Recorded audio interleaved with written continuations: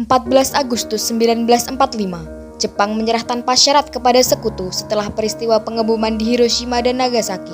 Berita kekalahan tersebut sangat dirahasiakan kepada bangsa Indonesia. Bahkan seluruh siaran radio disegel oleh Jepang. Namun, Radio Sultan Syahrir menangkap siaran tersebut.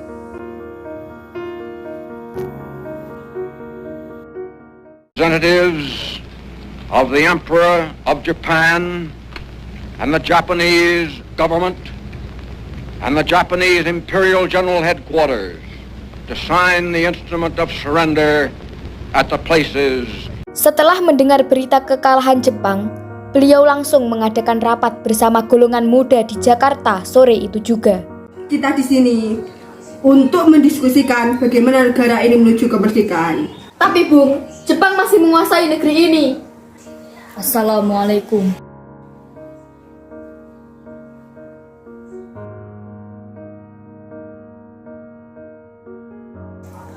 Saya memiliki kabar baik untuk kita semua. Saudara-saudaraku, Jepang telah mengaku kalah dari sekutu. Saya mendengar berita itu dari radio pagi tadi. Terjadi kekosongan kekuasaan di negeri kita ini. Lalu, apa yang harus kita lakukan dengan kekosongan kekuasaan ini? Bagaimana kalau kita mengusulkan kepada Bung Karno dan Bung Hatta untuk segera memproklamasikan kemerdekaan Indonesia? Setuju. Keesokan harinya, tepat di tanggal 15 Agustus 1945, Khairul Saleh, Wikana, Sultan Syahrir, dan Darwis mendatangi kediaman Soekarno di Jalan Pegangsaan Timur nomor 56 Jakarta.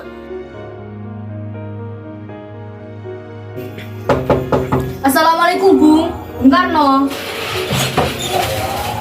Waalaikumsalam, ada keperluan apa? Apakah Bung Karno ada? Kami ingin bertemu. Kang Mas ada, silahkan masuk.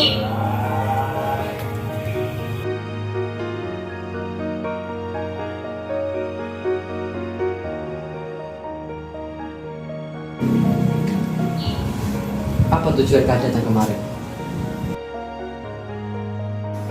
Saya mendengar berita kekalahan Jepang dari radio. Maka dari itu, rapat golongan muda telah menyetujui agar Bung Karno dan Bung Hatta segera menyusun kemerdekaan Indonesia. Kita tidak bisa begitu. Kita tak bisa begitu saja dalam memproklamasikan kemerdekaan. Kita harus membicarakan ini dengan rapat PPKI. PPKI itu buatan Jepang. Kemerdekaan Indonesia bukan dari bangsa lain, tapi dari bangsa kita sendiri. Bukan begitu. Bagaimanapun juga, kita harus membicarakan hal ini terhadap PPKI. Karena bagaimanapun juga, PPKI bertugas untuk mempersiapkan dalam hal kemerdekaan Indonesia. Apakah kita harus menunggu janji Jepang untuk memproklamasikan kemerdekaan Indonesia? Kita bisa, Bung. Kita harus memproklamasikan kemerdekaan kita sendiri.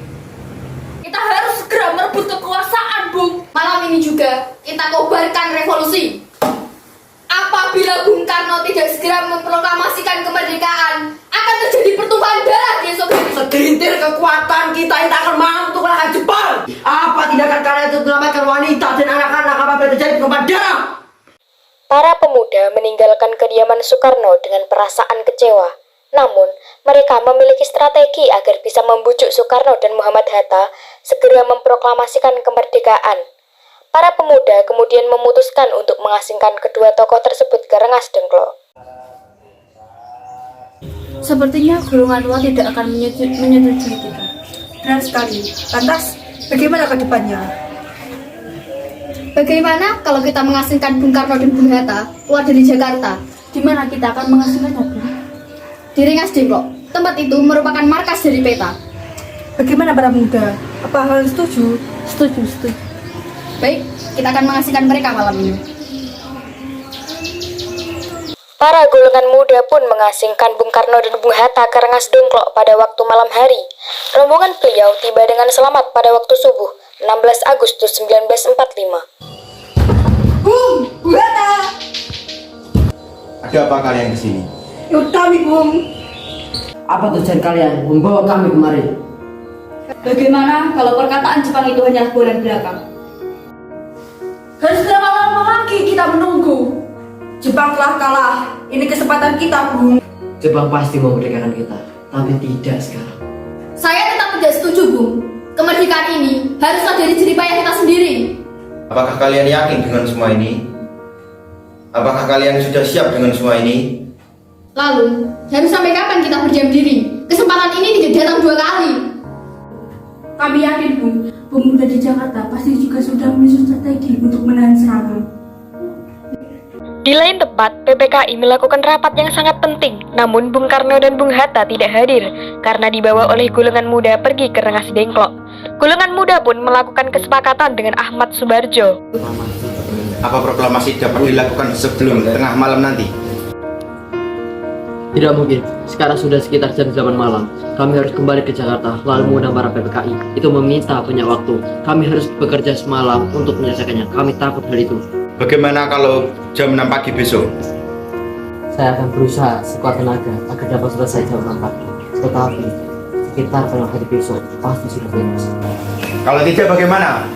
Kalau semua gagal, besok siang tanggal 17 jam 12 belum terjadi proklamasi, jaminannya sayalah yang bertanggung jawab. Tembak mati saya! Dengan jaminan tersebut, golongan muda menyetujui Bung Karno dan Bung Hatta kembali ke Jakarta, yang kemudian beliau merumuskan naskah proklamasi di rumah Laksamana Maeda. Baiklah, kita akan menyusun kemerdekaan. Indonesia tanah air beta, pusaka abadi nan jaya. Indonesia sejak dulu kala tetap dipuja-puja bangsa.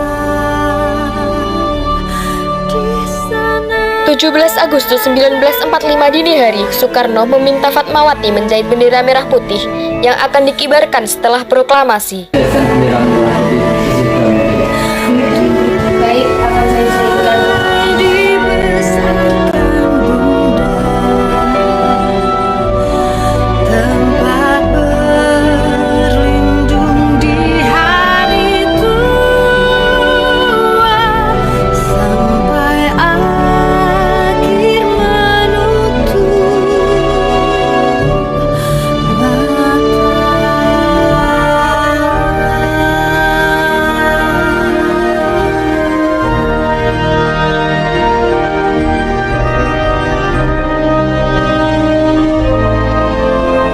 Proklamasi. Kami, bangsa Indonesia, dengan ini menyatakan kemerdekaan Indonesia. Hal-hal yang mengenai pemindahan kekuasaan dan lain-lain diselenggarakan dengan cara saksama dan dalam tempo yang sesingkat-singkatnya. Kamu saya tugaskan untuk mengibarkan bendera merah putih. Baik, Bung, saya akan mengibarkan bendera merah putih ini bersama anak didik